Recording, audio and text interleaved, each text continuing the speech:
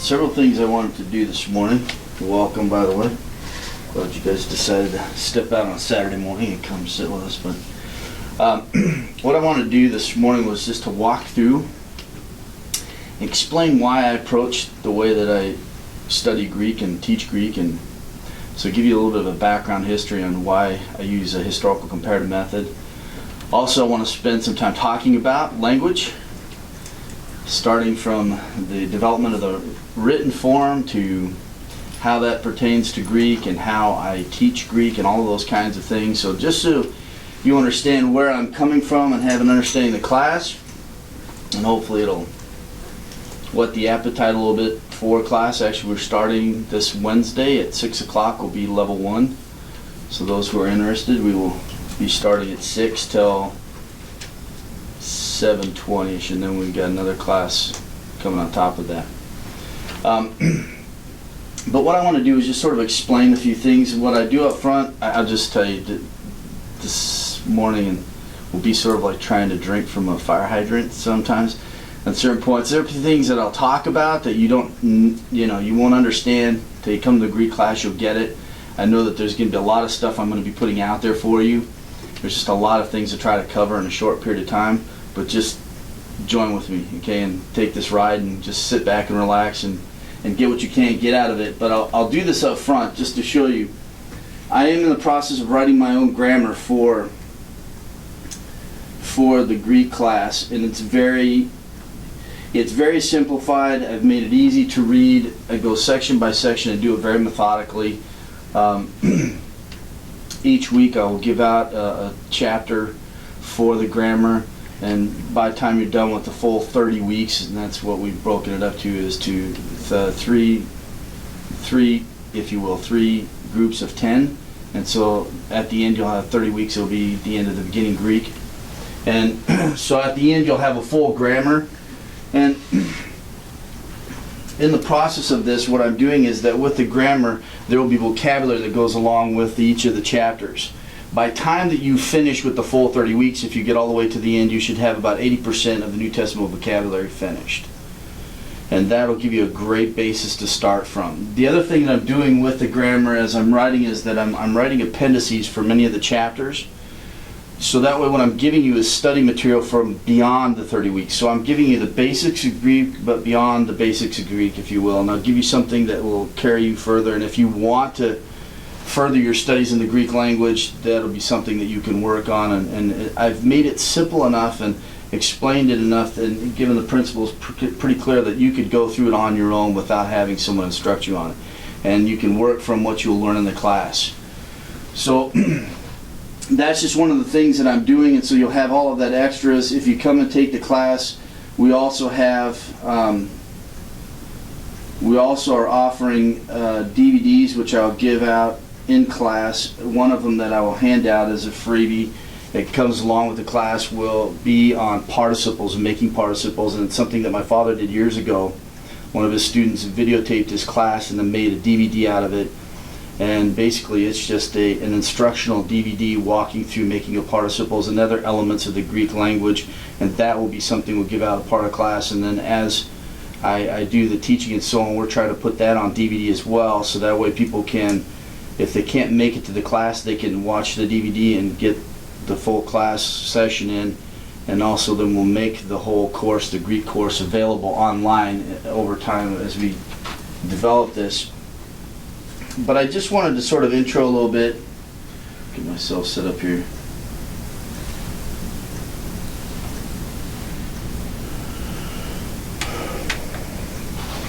One of the things that I wanted to just sort of explain and put this out up front is that we really try to maintain the integrity of what we teach here at VBI. I think that's the desire of Warren, that's my desire, and anyone who comes on here and teaches and staff here, is to maintain the integrity of whatever they're teaching, whether it's the theology, whether it's the language, or so on. And that really is a drive behind how I teach Greek. I want to simplify it because I want to make it, if you will, intellectually palatable for people. I want to make it easy to be grasped as something that it won't take as much work as normally would take in taking a Greek class, because I realize that the people that we're teaching are those who have jobs, they have families, they have a social life, they have things going on. Therefore, they don't have all the kind of time that would be required to put into a regular type of Greek class if you went to a Bible school or a seminary. So we're really trying to make it accessible. But at the same time, we're trying to maintain the integrity of it. And that's why I approach the way that I study and teach Greek. And so I'll intro that a little bit this morning for you, if you will. Just background on myself. I am a pastor at Community Bible Church. I also was a missionary overseas in Russia where I helped start a seminary, and I taught Greek. I was a deacon of students, if you will, or also I was a professor there and helped start the seminary there. I taught biblical languages there. My main focus was on Hebrew, although I taught Greek. Wrote the curriculum for the school, myself and another professor, and then we had another family come and join us over there. But basically, what has influenced me over the years has been my father, and so that is how I approach the languages, that's how I approach the teaching of it. And so I just want to talk about this morning toward an introduction to the historical approach to Greek. And I really think that there's really one way to study languages, and that's from the historical perspective and a comparative perspective. And I really believe that that will make learning Greek a lot easier, approaching it from this way. I think oftentimes when people visualize and they think about Greek, they think about it as this isolated language, especially when we're talking about New Testament Greek, because that's what our focus is. They look at it as in isolation from the rest of the history of the Greek language, and that's usually how it's taught. And oftentimes here in the States, there's this Western mindset that's brought into the teaching of the Greek language, to pronunciation of letters and so on. And then I'll talk about that as we go along. And so basically what I try to do is to look at the language from a historical perspective, realize that it's a part of a greater whole, and also to teach the language and look at it from a comparative element. We can compare languages in a particular family and come to a great understanding of the language. It's interesting, I was talking with my brother the other day and I was talking about the English language. And some of the things that happen in our language. And language to me is fascinating, especially now when I watch my two twin boys. They're not quite 2.5, but it's fun watching because they're developing their speech, and so they're picking up on how to say things and so on, and context and all those things, but it's fun to watch the development of it. But we have this word in Latin, vinum. The thing that's interesting about this particular word is that in English we get two words that come from it. The first one is wine.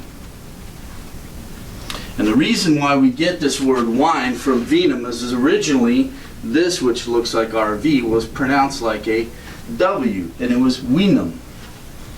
Now over the years, the pronunciation of that particular letter changed, and it developed into this, V. And we call it a dental labial, where you put your top teeth on your bottom lip, V. It's also a fricative, vinum, in which time then we took on the word vine. But see, it's amazing when you start to look at languages because we can figure these kinds of things out. Knowing these things helps us to better understand the language that we're studying. And so when we approach Greek, this is how we approach it. We approach it not only from a historical perspective, but from a comparative perspective. And this isn't a new thing either. And I was going to bring a stack of grammars and so on that I have that I study, just to show you that there's this long history of those shoulders that we stand on. This is nothing new. This is not, Steve's invention or Steve's development. This is something that's been going on for years. And so I want to answer the question, why study Greek from a historical comparative approach? Julius Caesar was known for doing a grammatical work and a comparative work on Latin and Greek because those were the two languages that were common in that time and period, if you will, in the Roman world. And so he did a comparative grammar all the way back then in dealing with Latin and Greek. The Sanskrit, which we'll talk about, when I teach the Greek, we talk about the alphabet, and I'll reteach you alphabet from a different perspective. But we do a lot of comparison with Sanskrit. Sanskrit is probably the oldest in the Indo-European family that we can go to for a comparative study. Hittite is the oldest Indo-European language that we know of, but we have very little as far as the written form of the language and so on. So we have very little to study from. And so Sanskrit is the oldest, the best preserved in the Indo-European family that we can use for comparative study. And so I bring that into class when we study Greek. But the formal Sanskrit grammar was really a result of comparison of the different dialects of India. And one of the grammarians, Panini, he was referred to as one of the greatest scholars and grammarians in Sanskrit.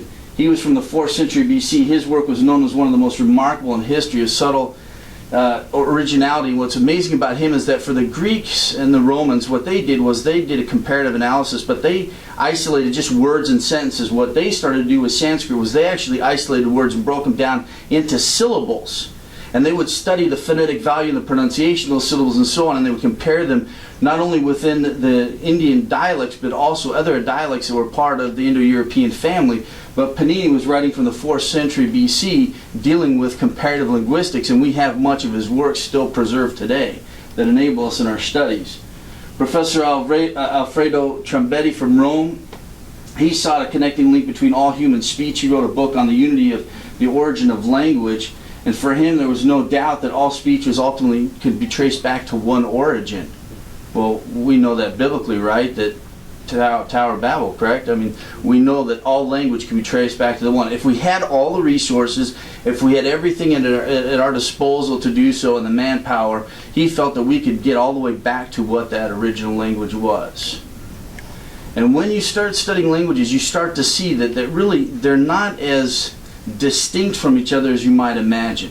When I teach a Greek class, I talk about the comparisons between Greek and Spanish. There are things that happen in Spanish that happen in Greek, but all of because it's a part of the same family tree, if you will. And so all of these things help us to better understand the language, but in my understanding, it also helps us in the process of studying the language and getting it, and it makes it simpler. So often the history is taken out of the study of the Greek language, and so there's much that we miss. Kretschmer, he outlined the historical background of the Greek language. He refers to certain grammatical handbooks as speech pictures rather than speech histories. I would suggest to you that most of the grammars are written today in America dealing with the New Testament Greek are, if you will, speech pictures. They're only giving you little vignettes of the true story of the language. And so you're really not getting that solid basis that you need if you really want to understand the Greek language, you want to understand the Koine Greek, and if you really want to deal with the New Testament with as much precision as you can, humanly speaking. And I know that we're dependent on the Holy Spirit all the time when we're studying the Scriptures, but at the same time, we have a responsibility to do all that we can do to be as precise as we can be when we're handling the Word of God, 2 Timothy 2:15.